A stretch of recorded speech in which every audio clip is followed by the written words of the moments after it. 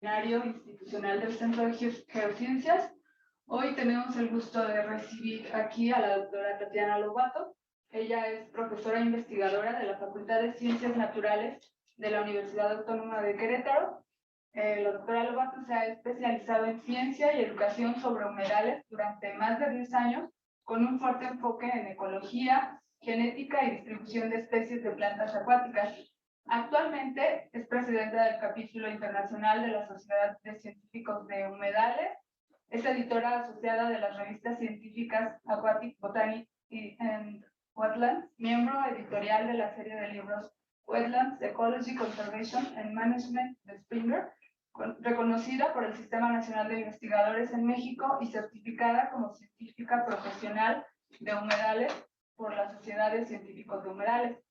Ha recibido la medalla al Mérito Académico 2021 de la Universidad Autónoma de Querétaro, la medalla José Mariano Mociño de la Sociedad Botánica de México y la beca de investigación 2018 de embajadores de la Sociedad de Científicos de Humedales.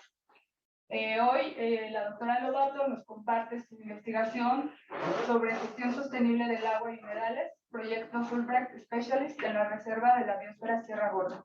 Doctora, tiene la palabra. Muchas gracias. Bueno, gracias por la invitación. Hoy voy a presentar a ustedes sobre gestión sostenible de agua y humedales. Es un proyecto de outreach que tuvimos en Sierra Gorda a través del programa Fulbright Specialist.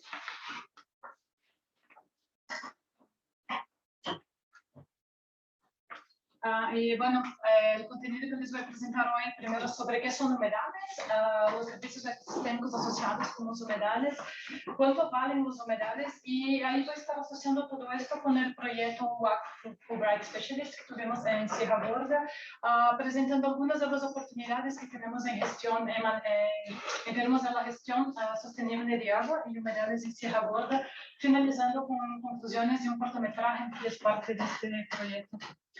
Y cuando hablamos de humedales, este concepto, ¿no? Este tipo de ecosistema en verdad engloba un gran número de ecosistemas que pueden ser de agua dulce, de agua salada, agua salobra, de diferentes regímenes de agua, pueden ser intermitentes o de agua permanente.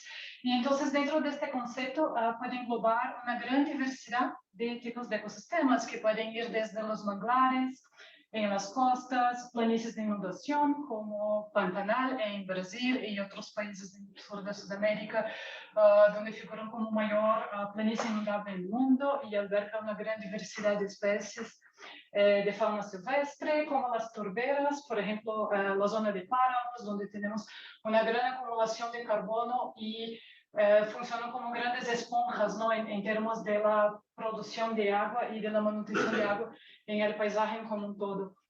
Lagunas de altitud, que pueden ser sitios de gran belleza escénica, normalmente son lugares turísticos y de gran importancia para los países que los albergan.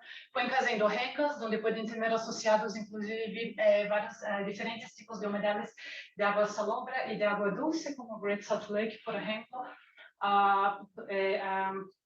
Árboles, bosques que son inundables, ¿no? Como por ejemplo los árboles de ciprés y varios otros bosques inundables. Y humedales pueden ser muy pequeños, ¿no? Entonces les mostré ejemplos de algunos humedales muy grandes, pero también hay humedales muy pequeños que pueden ser muy importantes en términos de manutención del agua, diferentes servicios ecosistémicos y sobre todo para biodiversidad, como los potholes en norte de Norteamérica, que son pequeñas depresiones que forman humedales. Y también humedales temporales, como el ejemplo acá de sur de Querétaro, donde tenemos una zona muy rica en diversidad de plantas acuáticas, con humedales que tienen un régimen muy fuerte, ¿no? Muy dinámico de agua y que puede secarse completamente durante varios meses del año. Entonces, lo que engloba dentro de este concepto de humedales, primero que son ecótonos, van a poder hacer una transición entre ambientes terrestres para ambientes acuáticos, y lo que tienen en común son tres características principales que siempre tienen agua, ¿no? Entonces es imposible hablar de humedales sin hablar de agua, porque son ecosistemas totalmente dependientes de agua en diferentes regímenes. Entonces esta variación del régimen de agua, que puede ser diaria, como por ejemplo, en los humedales, o puede ser estacional con varios meses de sequía, como los humedales temporales, va a poder producir como una gran ecosistemas que son como muy especiales, ¿no? En términos de producción de energía y toda ciclaje de energía. Entonces, cuando vemos los humedales, por estar en esta condición de ecótono, ellos pueden ser tanto source, ¿no? Como fornecer energía y como pueden ser también sumideros. Entonces, y participan de toda parte de transformación, ¿no? Lo que les conecta con su potencial para fitorremediación dentro del paisaje. Los humedales, cuando hablamos en términos de riqueza de plantas acuáticas, vemos que toda la región tropical, pero sobre todo México, Colombia, Brasil, albergan tanto el mayor número de especies de plantas acuáticas que tenemos en el pool mundial, como también el mayor número de especies endémicas que ocurren en esta región. Acá en México tenemos sobre todo humedales temporales que, en tierras altas, que son muy importantes en el paisaje para mantener una conectividad para varias especies, que pueden ser especies tanto terrestres como especies acuáticas o especies especialistas de humedales. Y sin embargo, ya prácticamente se van desapareciendo, ¿no? Varios de ellos fueron convertidos a bordos o fueron convertidos a otro uso de tierra, como para agricultura, urbanismo, entre otros. Y entonces, cuando hablamos de humedales, es muy importante conectarlo con las funciones ecosistémicas. Los humedales tienen diversas funciones ecosistémicas y esto básicamente significa cuáles son las funciones, además del propio ecosistema, pero que pueden tener algún valor y que puede ser un valor en términos monetarios, ¿no? Para los humanos. Entonces, hay diversas funciones que los humedales pueden proporcionar en este sentido, que van desde ser importantes para aves migratorias, fornecer hábitat para aves silvestres, pero también pueden fornecer comida, tanto para vida silvestre como para los humanos. Tenemos varios ejemplos de comidas, de alimentos, ¿no? Que vienen de los humedales, como el arroz, que puede ser el arroz oreza sativa, que se consume en todo el mundo, pero también puede ser el arroz salvaje, típico nativo de Norteamérica, como las cizañas. Hay varias otras especies como taboyas, alicornias, etc. Los humedales son muy importantes para el control de inundaciones y control de erosión. Entonces funcionan como grandes capas alrededor de los recursos hídricos para contener todo este runoff y sedimentación que puede estar trayendo contaminación o otros prejuicios para ecosistemas acuáticos. Es extremadamente importante para supply de agua, ¿no? Para fornecer agua, son muy clave en esto y sobre todo para limpiar el agua. Los humedales son tan buenos en trabajar la descontaminación del agua o la limpieza del agua a través de procesos de fitorremediación que las plantas asociadas con microorganismos pueden hacer, que son conocidos. Si hacemos una analogía con el cuerpo humano, los humedales son los riñones de la naturaleza. Entonces es un punto dentro del ciclo del agua muy importante que trabaja esta parte de descontaminación y limpieza de filtraje, limpieza del agua. Los humedales también son espacios muy importantes para esparcimiento. Varios de los humedales son como zonas de lazer o zonas turísticas, o tienen conexiones muy fuertes, ¿no? En términos de cultura y heranza, ¿no? Para varias comunidades nativos y también a otros grupos. Por ejemplo, acá en México tenemos varios ejemplos de los huicholes que caminan, tienen un camino de humedales que va desde las tierras altas, ¿no? Por San Luis Potosí, bajando de esta zona desértica hasta la costa, caminando por humedales sagrados, y son sitios que son extremadamente protegidos, ¿no? Ahora, porque varios de ellos ya fueron perdidos, entonces ya no tienen como un acceso libre. Y cuando hablamos entonces de los servicios ecosistémicos, esto es extremadamente ligado con la cuestión económica, ¿no? Entonces hay muchos científicos que trabajan valorando cuánto valen los ecosistemas, y esto va desde cuánto vale conservarlos, cuánto vale restaurarlos o cuánto vale no perderlos, ¿no? Entonces esto todo va desde varios servicios que pueden ser de recreación, que pueden ser de fornecimiento de agua, que pueden ser de fornecimiento de regulaciones hidrológicas para inundaciones, para desastres naturales, etcétera, para descontaminación de agua, hasta servicios como fornecimiento de especies de interés económico o en términos de biodiversidad para el paisaje. Entonces, estos son algunos de los valores de cuánto valen los humedales en el sur de México. Y cuando hablamos en términos mundial, tenemos este dato de 2019, de que los servicios ecosistémicos que nos brindan los humedales a nivel global pueden valer hasta 47 trillones de dólares por año. Entonces, cuando se habla en conservación de humedales, no es solamente porque son ambientes lindos o porque nos gustan las especies, etcétera. Sí tiene como toda una cuestión económica que puede estar muy involucrada y traer como muchísimos beneficios monetarios, inclusive en términos de conservación de humedales. Entonces, linkando con el proyecto que tenemos en Sierra Gorda, es un proyecto vinculado al programa Fulbright Specialist. Año pasado recibimos un especialista que nos acompañó en la UAC como institución anfitriona durante 4 semanas y tuvimos una expedición en la Sierra Gorda donde estamos colectando como diferentes informaciones y sobre todo trabajando parte de educación con las comunidades rurales en Sierra Gorda.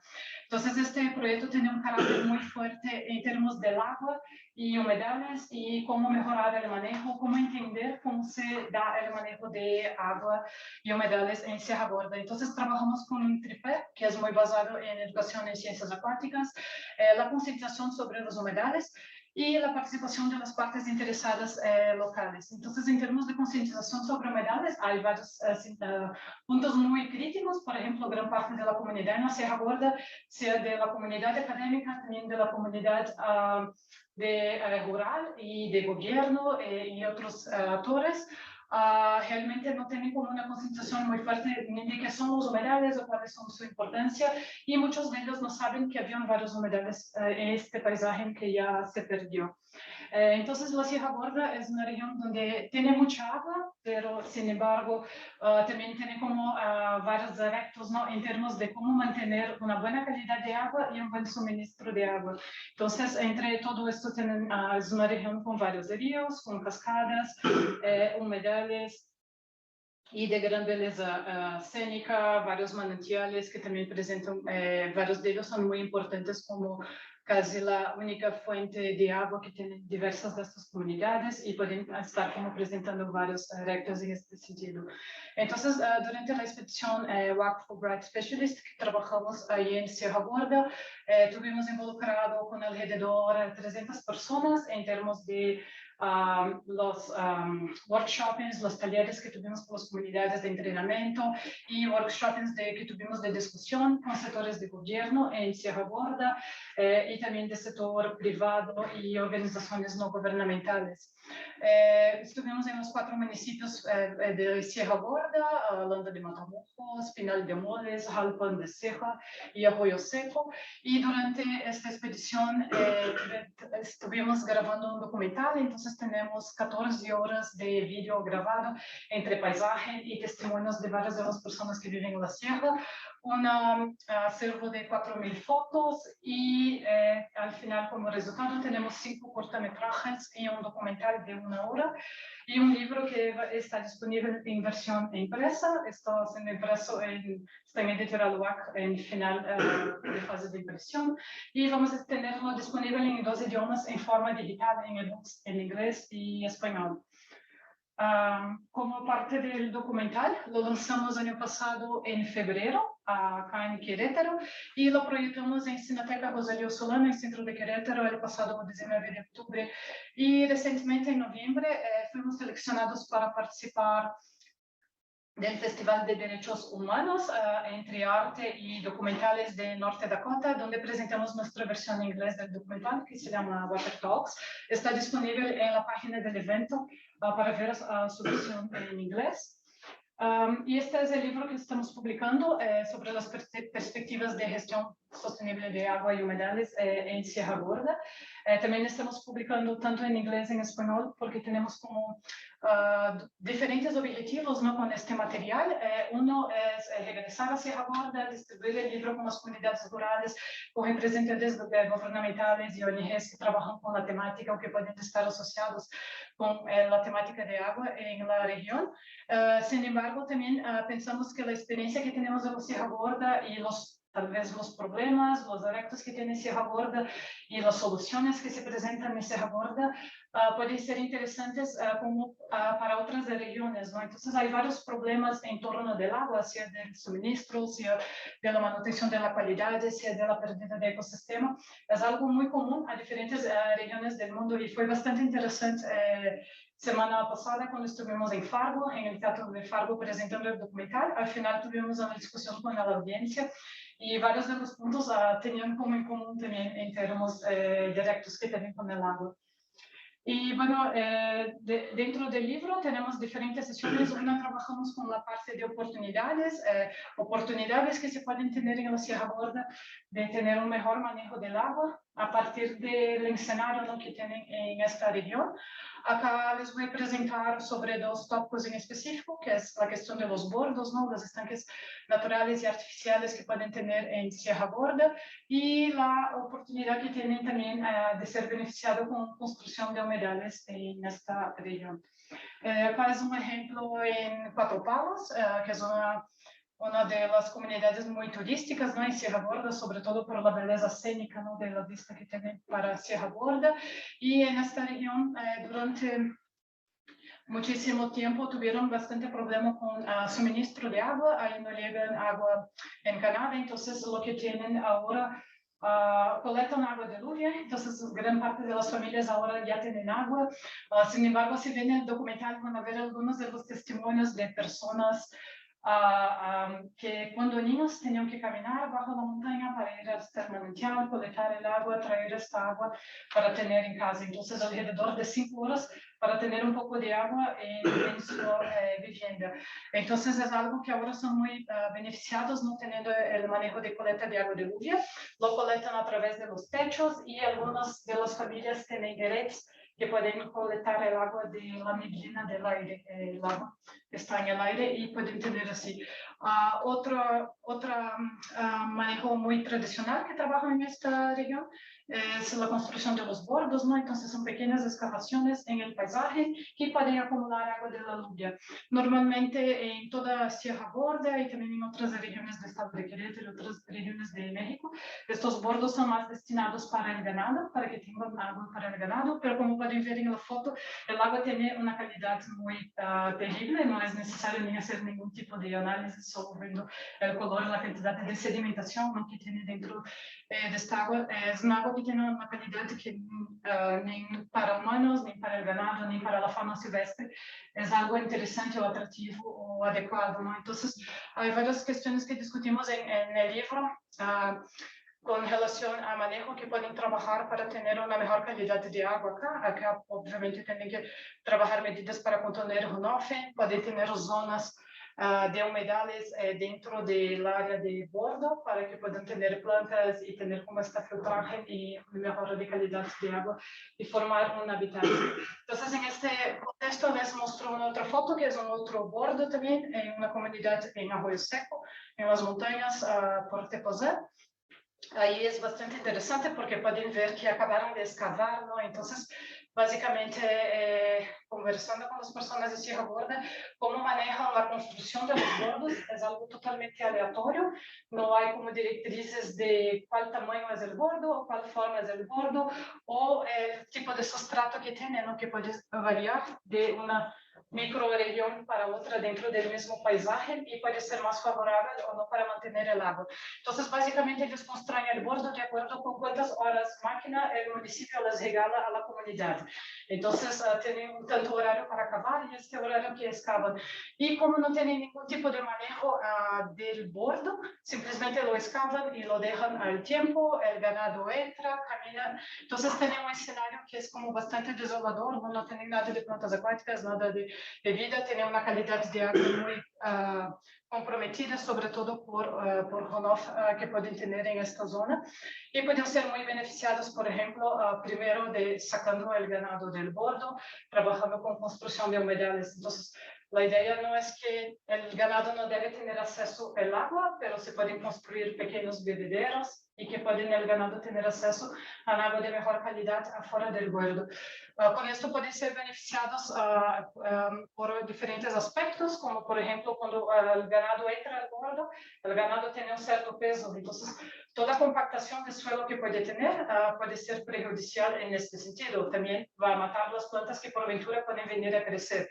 El ganado también le gusta comer las plantas acuáticas. Varias de las plantas acuáticas, si vamos a ver con relación a sus usos, varias de ellas tienen potencial para especies forrajeras, pueden ser utilizadas para alimentación, son altamente proteicas y tienen varios beneficios, y el ganado come las plantas. Entonces, esto es un caso también que con el ganado teniendo acceso al bordo, nunca se va a formar una zona de humedales. El tercero caso es que también el ganado puede defecar dentro del bordo, entonces esto altera la química del agua, vas a tener diferentes tasas de nitrógeno, etcétera, y esto puede no ser favorable para que se formen creación de plantas. Se trabaja una parte de restauración de humedales, sacando al ganado primero de su acceso al bordo, formando franjas para contener como runoff, pueden crear un espacio que puede ser inclusive muy atractivo para la comunidad. Entonces, son comunidades rurales que tienen algún interés en tornarse turística, puede hasta virar un punto turístico y de esparcimiento, o para la propia comunidad también puede ser un lugar muy interesante para ir a hacer un piquenique o para sentar a leer, etc. Entonces, pueden como que formar un nuevo hábitat. Y con esto te forman también un nuevo hábitat para vida silvestre, ¿no? Entonces, a partir que comienzas a conformar plantas, vas a tener todo lo que viene junto con las plantas acuáticas, van a haber invertebrados acuáticos, vienen culebras, vienen sapos, y formas como toda una cadena de lo que se forma dentro de un ecosistema, formando zonas de humedales. Entonces, varias actividades que a veces pueden ser hasta simples y sin tanta inversión económica, pero que pueden traer también muchos beneficios para las comunidades de esta región. Esto puede ser tanto para los bordos grandes como esto, como también para bordos pequeños. Acá es otro ejemplo interesante. Esto era un humedal natural, inclusive también en documental tenemos un testimonio sobre esto que es particularmente interesante. Este año pasado fue un año bastante lluvioso en Sierra Gorda, entonces época que visitamos varios de los lugares estaban transbordando y con mucha agua. Sin embargo, ellos pasan varios meses también a veces sin agua. Y acá justamente ellos construyeron una geomembrana muy grande, considerando para el porte que tienen normalmente en Sierra Gorda, y construyeron exactamente donde era una humedal natural.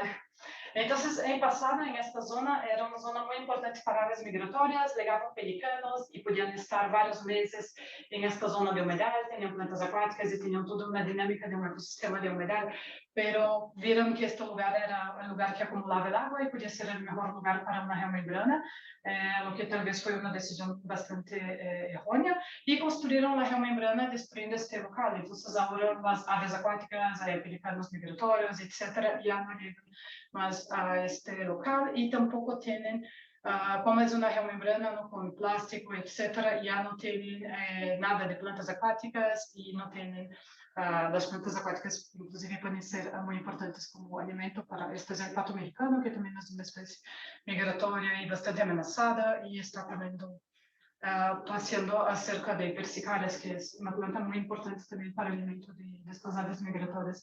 Entonces, acá es un ejemplo bastante interesante de un lugar donde había humedad y que puede tener gran importancia biológica y ecológica para la región, y tampoco lo tienen como conciencia de lo que perdieron. Cuando hablamos en términos de construcción de humedales, hay varios ejemplos. Y acá les muestro un diseño esquemático, es un diseño que tenemos en el libro también. Básicamente para humedales de tratamiento, lo que tienes es un contenedor con sustrato, plantas acuáticas que van a crecer. Las plantas acuáticas pueden ser de diferentes tipos, emergentes, pueden ser flotadoras libres, flotadoras enraizadas, y también estar sumergidas, ¿no? Entonces hay diferentes formas de vida de plantas acuáticas y diferentes funciones ecológicas, ¿no? Que pueden tener cuando se forma un ecosistema. Pero básicamente, si es un humedal de tratamiento, vas a tener un effluent donde va a entrar un agua que puede ser un agua más contaminada, por ejemplo, aguas grises de una residencia o aguas grises de una ciudad entera, y ella va a pasar esta agua va a pasar por un flujo y vas a tener un efluente, donde tienes un agua que sale con una calidad mejor de lo que entró a través de los procesos de fitorremediación. Obviamente esto todo depende de varios factores, ¿no? Del tamaño que tienes este humedal, de la forma, de la declinación, del tipo de resiliencia, cuánto tiempo el agua pasa por el sistema y de las especies que se estén conformadas también en este ecosistema.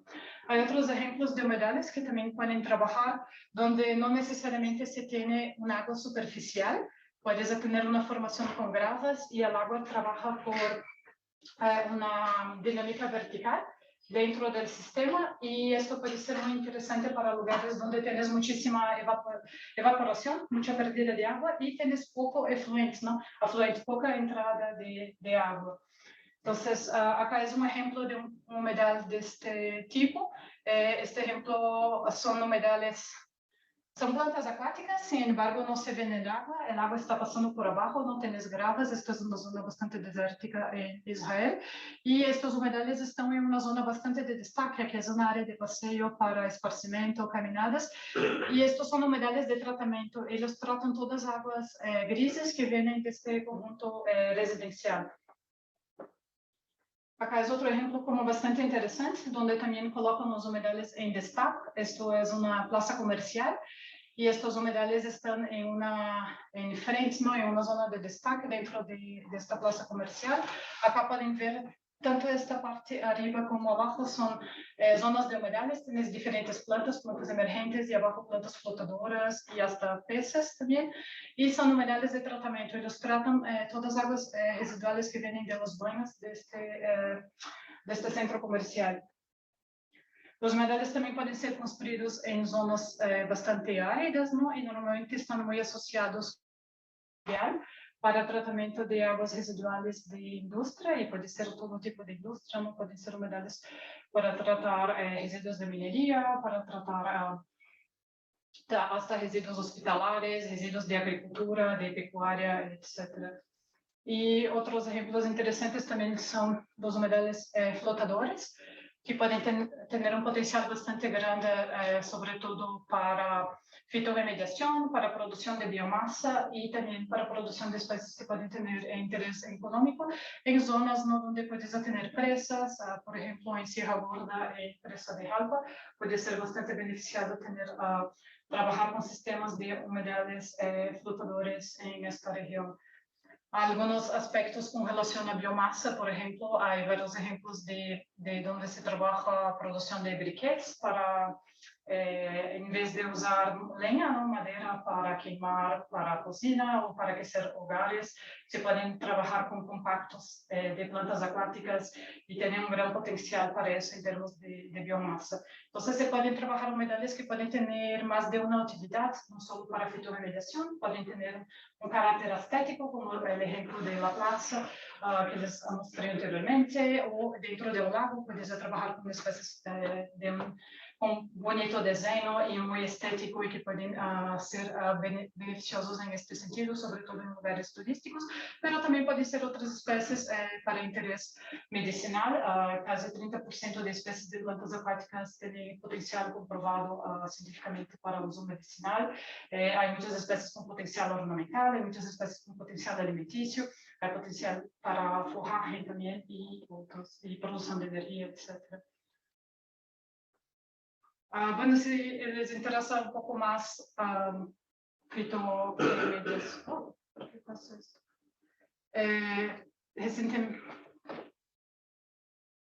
Recientemente publicamos un libro que es Wetlands para remediación en los trópicos. Está en fase final de press en Springer, entonces si les interesa también conocer más sobre este tema, en este libro tenemos como varios ejemplos en diferentes lugares en el mundo, trabajando también con diferentes sectores, ¿no? Como desde el sector industrial para el sector rural, y cómo se puede aplicar técnicas de utilización de humedales para mejorar los procesos en términos de gestión de agua.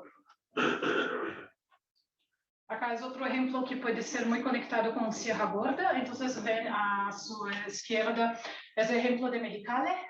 Mexicali es una ciudad norte de México y ahí tienen, abajo ven la foto, es un sistema de tratamiento de aguas residuales de la ciudad y lo que hicieron más recientemente es construir un humedal artificial asociado a esta zona de tratamiento. Entonces, este humedal ele tem a finalidade de melhorar a qualidade de água que saía desta zona e agora podem tratar quase 100% de água residual de Cidade Mexicana através deste complexo de uma central de tratamento com um sistema terciário de umedades. Este sistema para eles foi tão bueno que recuperam vários milhões de metros cúbicos anuais de água desta zona de umedades para diferentes usos. Lo utilizam para riego de agricultura, sobretudo de algodão em esta região, lo revenden na indústria e grande parte desta água con buena calidad la pueden regresar al río Hart, que regresa a toda zona del delta del Colorado, donde tiene un problema enorme, ¿no?, con el agua,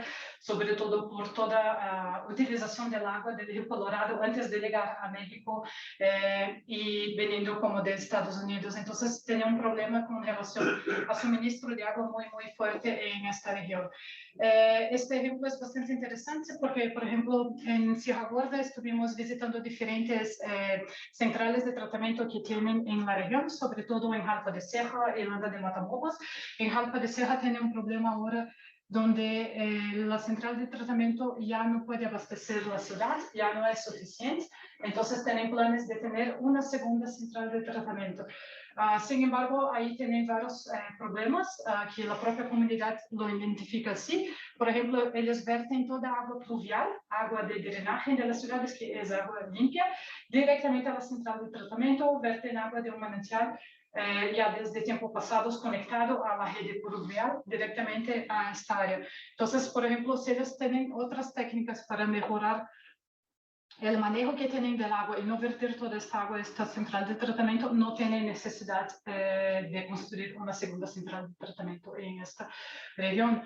Otro beneficio que podrían tener es trabajar con un sistema terciario, como el ejemplo de Mexicali. Para Mexicali es un ejemplo muchísimo mayor, ¿no?, en términos de la cantidad de personas.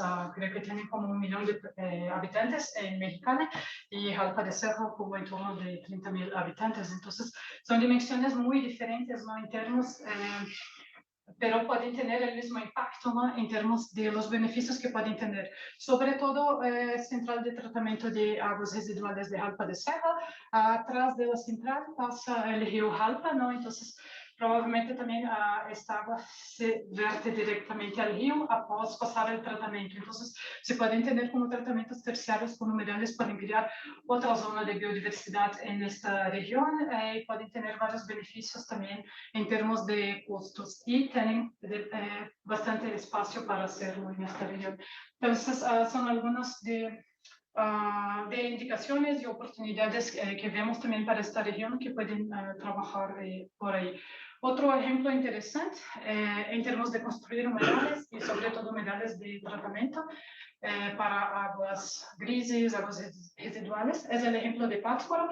Ahí tiene un proyecto del Instituto Nacional de Tecnología de Agua de México, donde tienen para diferentes comunidades, hay un montón de retos y un montón de problemas, ¿no?, con el lago, el problema de especies invasoras, tanto especies vegetales como equinoccia, como especies de peces invasores, tienen problema de contaminación, asuramiento, y al mismo tiempo es una comunidad que viene del lago, ¿no? Las comunidades originarias de esta región son muy lacustres y varias de las comunidades alrededor del lago viven del lago, sea del turismo, sea de la pesca, sea de otras actividades económicas que tienen.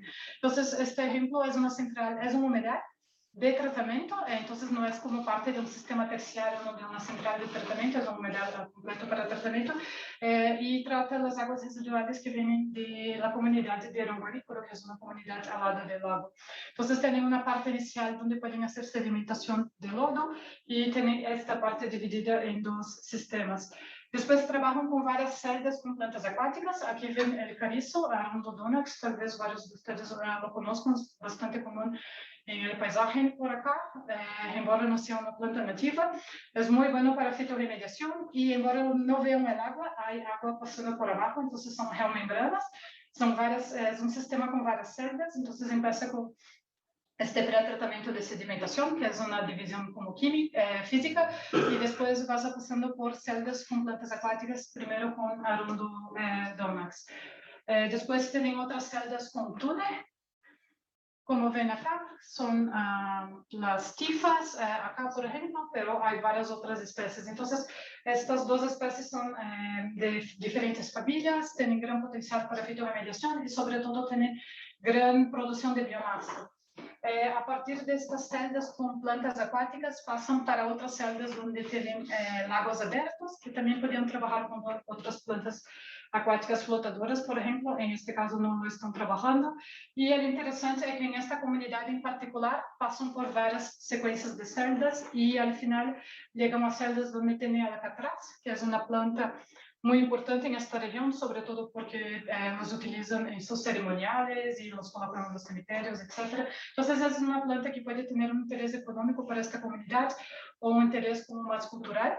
Acá es el ejemplo de ellos trabajando, produciendo alcatraz dentro de un sistema de humedales, pero pueden ser otras plantas también con diferentes intereses. O, por ejemplo, el propio tule es una planta muy buena para fibra, tiene diferentes utilidades para trabajos de artesanía. Podrían utilizarla. No la utilizan ahí específicamente dentro de este sistema, pero podrían potencializar mucho más el sistema de humedal que tienen ahí.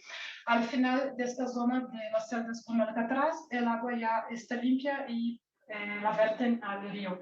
Entonces, es un proyecto como bastante interesante que tienen ahí y que tienen mucho potencial de aplicar esto también en Sierra Gorda, ¿no? En vez de verter en gran parte de Sierra Gorda y muchas de las localidades que visitamos están vertiendo agua residual de las residencias, de los pueblos, directamente a los recursos hídricos.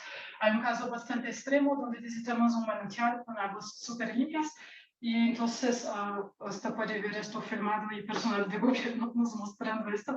Al lado verten toda agua de un matadouro de puercos y después toda agua de la comunidad directamente, sin ningún tipo de tratamiento. Entonces es algo totalmente absurdo, que tienen agua limpia, pero al mismo tiempo no la tienen. Por diferentes directos, ¿no? De esta región, sobre todo por diferentes pluviosidades, pero en términos de la contaminación, ¿no? Y de la manera como están tratando el agua, hay varias oportunidades que tienen ahí de mejorar el manejo, ¿no? Y mejorar la soberanía y bienestar que pueden tener estas comunidades.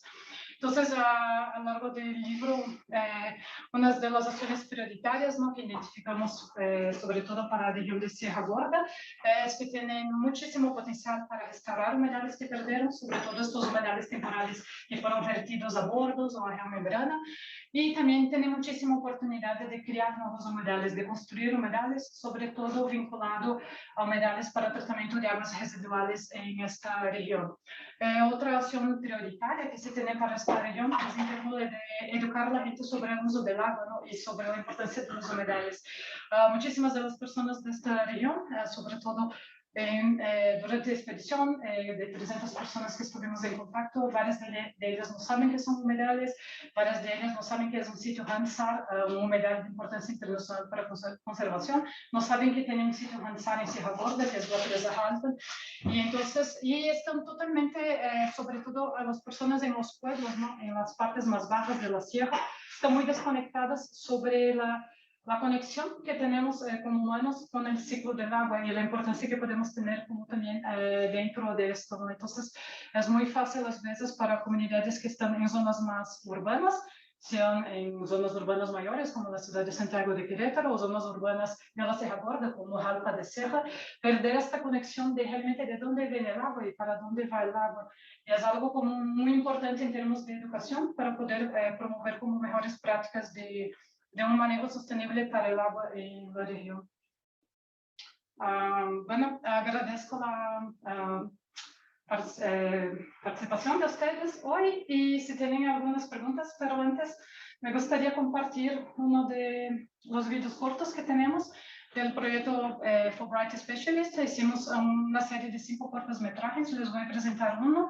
Y si tienen interés, les pido que entren a la página del proyecto o pueden ver, está todo en YouTube, si colocan Percepciones por el Agua, pueden encontrar todo el material.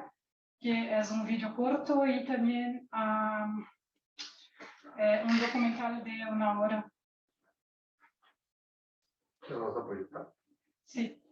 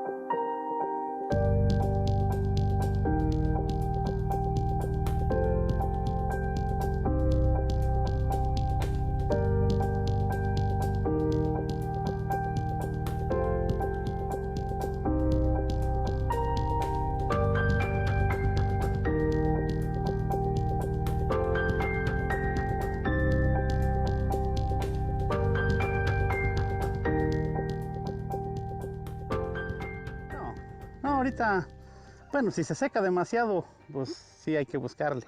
Pero tenemos un sistema de bombeo también que nos ayuda un poquito, o sea, nos ayudamos.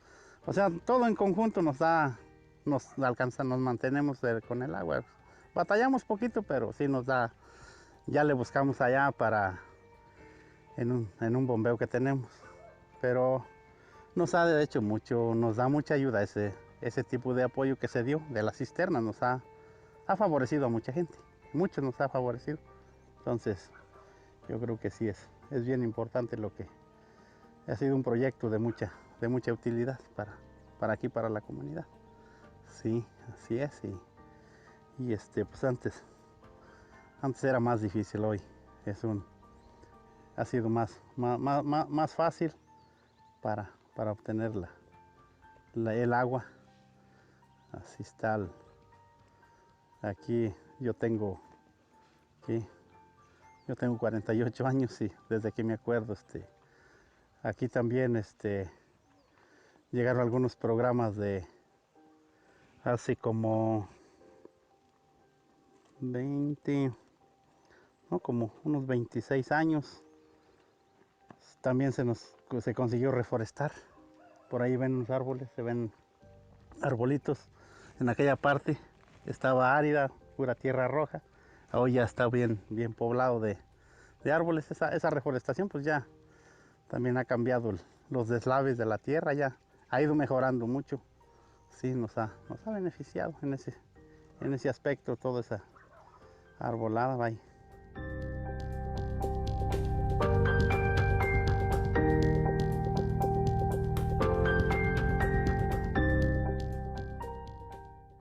Ha sido aquí un ensayo de cómo utilizar, pero inteligentemente, cada gota de agua.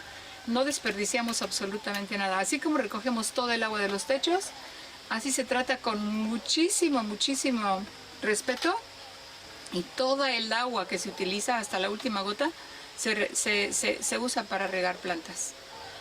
Cuando llegamos aquí instalamos un pequeñísimo pantano, un sutrane, para procesar el agua y rescatar esa agua y utilizarla en el riego. Pero la verdad es que ahora ya no lo necesitamos porque instalamos únicamente baños secos. Todos los baños de este proyecto son secos. Ya no tenemos aguas negras. Aguas grises realmente ni las tratamos porque usamos solamente jabones muy gentiles que no dañan las plantas, tanto para el lavado como para bañarnos. Tratamos de no contaminar el agua y la usamos directamente en las plantas. Y creo que no lo he analizado científicamente, pero las plantas me están diciendo que están bien porque todas están sanas, dan frutos y bueno, ese es un sistema muy sencillo que tenemos, que pues en el pasado yo traté de transmitir a mucha gente como que nadie creía que nos esperaban años muy secos y como que nadie se previene, nadie tiene ese respeto por el agua. A mí el agua siempre me emociona porque yo pienso que es algo eterno, o sea, esta agua que estamos ahorita tomando, que está pasando por el arroyo, que está cayendo del cielo, es la misma agua que siempre ha existido, nada más ahí se recicla, se transforma. Entonces, para mí es el tema del agua es algo muy, muy especial.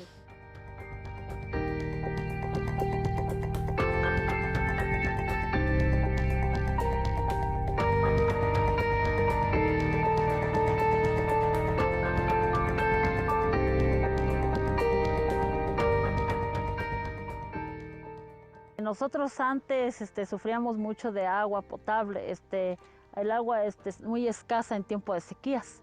Entonces hubo un voluntario que vino aquí y pues aquí estuvo con nosotros y ya después él nos, bueno, él me platicó de un proyecto que traía para beneficiarnos del agua.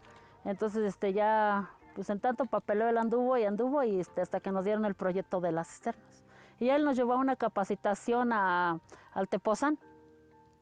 Allá fuimos y allá nos dieron la capacitación, cómo se organizaron para hacer la cisterna del agua. Entonces ya después pues ya nos organizamos aquí en equipos, en grupos pequeños para que la número 1 pues es la que iba a ser la primera cisterna. La primera cisterna que construimos fue acá en la escuela. Y ya después ya se siguieron los demás grupos. A mí me tocó con 4 más aparte de mí y ya empezamos con don Aristeo a construir su cisterna. Él fue el que se terminó, después seguimos con la 2, la 3 y yo fui la última. Entonces como ya después ya no me quisieron ayudar, pues ya entre yo y la señora que está allá adentro, nos ayudó a tejer la malla. Tejimos la malla. Después de que estuvo la malla, primero hicimos el cimiento abajo y ya después que tejimos la malla la paramos arriba y ya después que estaba parada, ahora sí le empezamos a aventar mezcla a los lados y a aplanar y todo. Y empezamos a hacer el hoyo así, pues ya con todo y ya mezcla. Ya que estuvo terminada, pues ahora sí pusimos los tubos hacia donde estaba el tejado para que escurriera el agua para abajo. Sí, pero antes sufríamos mucho de agua. Antes el agua, dice mi suegra, que antes la conseguían hasta por ahí de que los cerros de que les dicen el aguacatito. Antes de allá dice que se iban ellos con unos cántaros de barro a traer el agua para su consumo. Y ya pues ya cuando llovía pues ellos apartaban lo más que pudieran y hasta hacían pocitas para que ahí cayera el agua limpia. Pero sí, aquí es muy escasa el agua en tiempo de sequía. Como por si ya de marzo en adelante pues ya es pura sequía y aquí está muy escasa. Aquí no, ahorita sí es abundante porque ahorita sí hay bastante agua.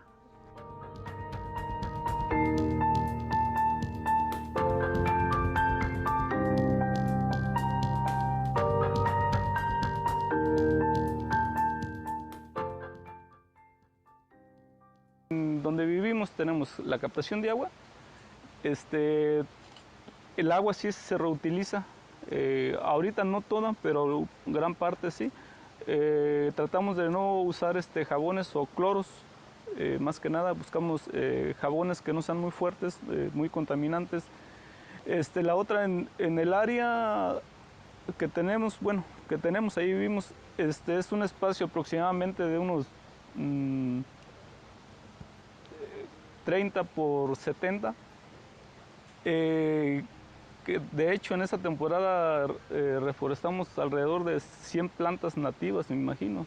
Lo que es el chijol, lo que le llaman flor de mayo, mocoque, mora, aquiche, capulín, guayabilla, y me faltan otras por ahí. Eso, las hemos reforestado. La otra hemos hecho le podría decir yo que también es como captación de agua. Sacamos un nivel y sembramos los árboles y hicimos una zanja arriba de donde sembramos. Entonces, como ahorita cuando llueve, esa zanja se inunda de agua y se infiltra. Entonces voy a tener más humedad. Toda la materia orgánica que se produce dentro, vamos haciendo un acolchado, ¿sí? Y nos hace ahorrar mucha agua, porque si no llueve, no sé, en un mes ahorita que estén chiquitos, tal vez tenga suficiente humedad todavía.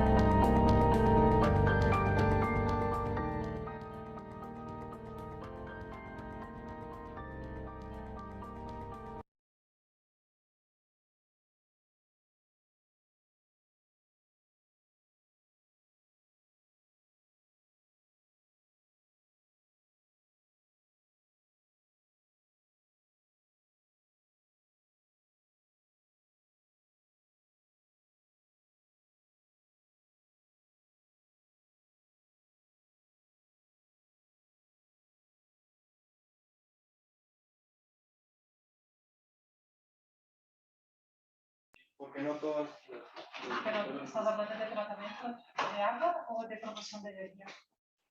¿Estás hablando de la de producción de energía o Producción de de energía. tratamiento de agua? Producción de energía no se puede, digamos, en la parte de la represa. Ah, sí, podríamos asociar humedales. Y, por ejemplo, también para tratamiento, muchas de las ciudades utilizan métodos químicos, ¿no? Que son más costosos, pueden ser muy eficientes, pero también necesitas menos área. Entonces, sobre todo en grandes ciudades y áreas urbanas suelen utilizar más métodos que pueden ser más costosos, pero que necesitas menor área para esto. Pero sobre todo para comunidades rurales y otras ciudades donde tienes esta disposición de espacio, pueden rápidamente utilizar humedales para tratamiento. Inclusive en México, en torno de los datos que tienen de Conagua, como 20-30% de centrales de tratamientos de agua tienen asociados alguna parte con humedales ya. Y en varios lugares hay reportes de ciudades, porque cuando montas los proyectos no pasan por todas las licitaciones, hay muchas decisiones de gobierno y etcétera. Entonces varias ciudades a veces deciden por tener centrales más modernas y que trabajan mucho más con procesos químicos y todo más.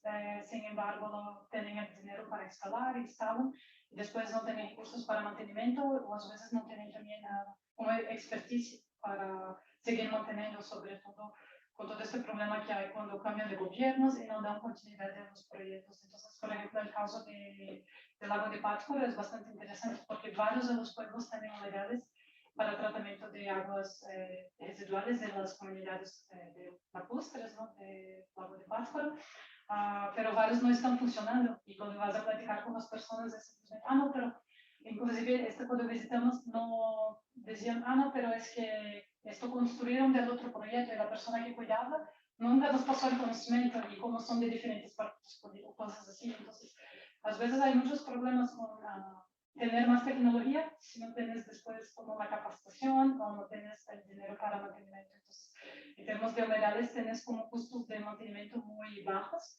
Si tienes un buen sistema montado con un buen diseño del humedal, plantas elegidas que pueden ser interesantes para esta área, que están adaptadas a la región, que tienen capacidad de débito remedial, tienes un buen tiempo de residencia del agua, todo esto tiene que ver con profundidad, tiene que ver con declive, tiene que ver con la forma, hasta si tienes una o dos entradas de los afluentes, te puede modificar la eficiencia del sistema. Entonces, si tienes realmente un buen diseño, es un sistema que tiene un mantenimiento muy bajo, entonces puede ser muy adecuado para locales donde a largo plazo no tienes como este mantenimiento o apoyo financiero, ¿no? Para seguir manteniendo el proyecto que puede ser más costoso.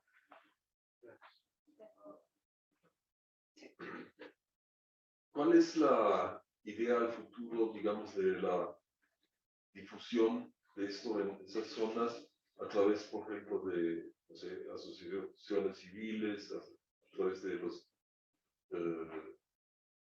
¿cómo se llaman? Los ejidos, o, no sé, los... Sí, este proyecto tiene un carácter de concientización muy fuerte, ¿no? Es un proyecto que al inicio empezó muy como pequeño en términos de la dimensión que podía tener, porque es una beca que tiene de Fulbright Specialist, donde especialistas de Estados Unidos van a otras partes del mundo para pasar una estancia que puede ser de 2 a 6 semanas, en este caso estuve 4 semanas.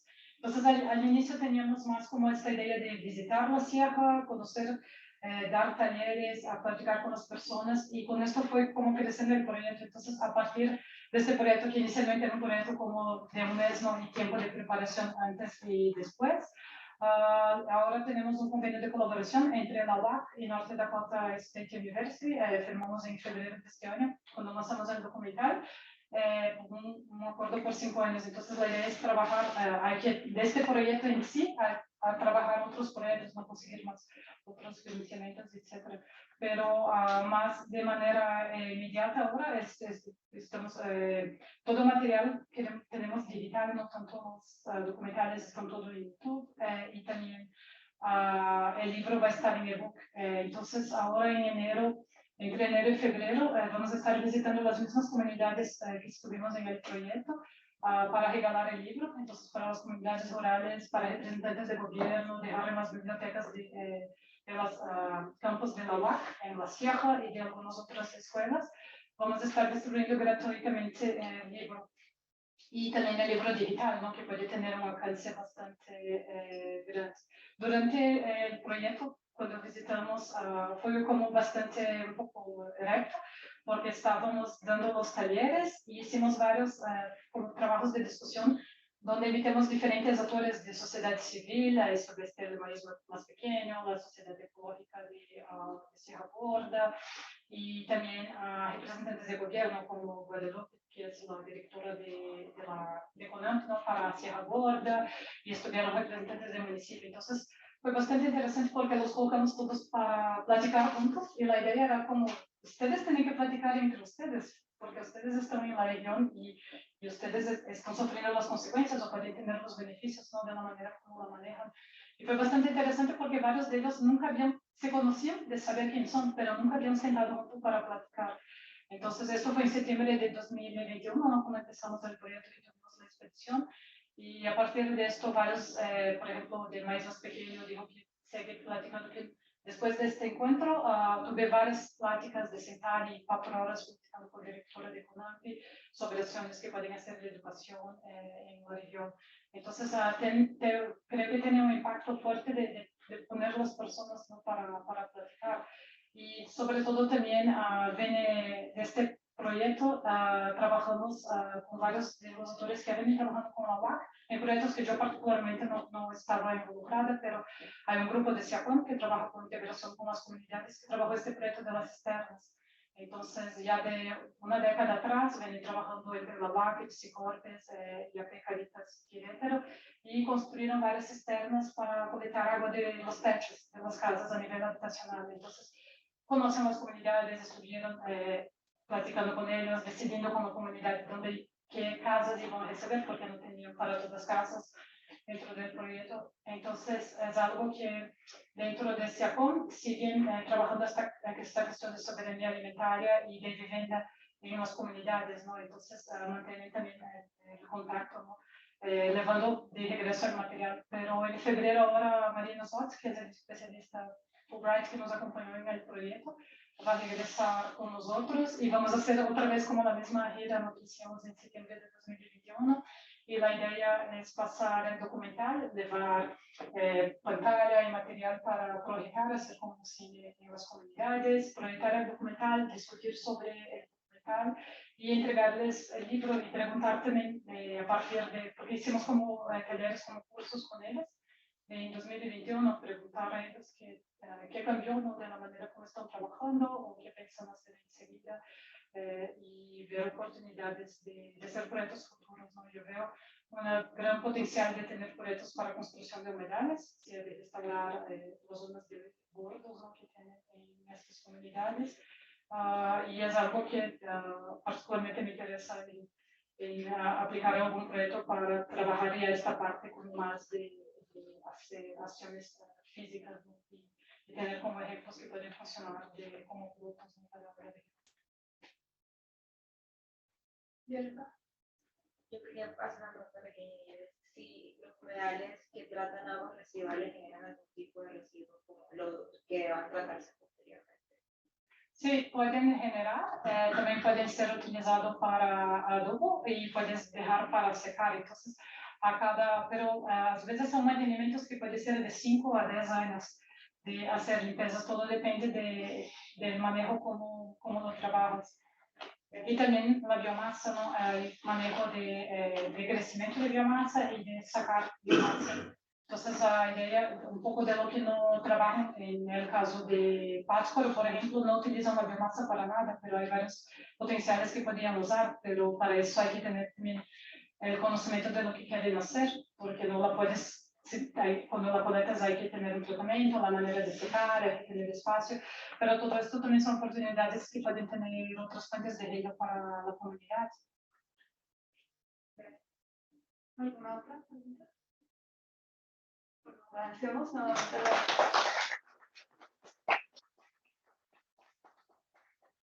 la... Gracias por su experiencia.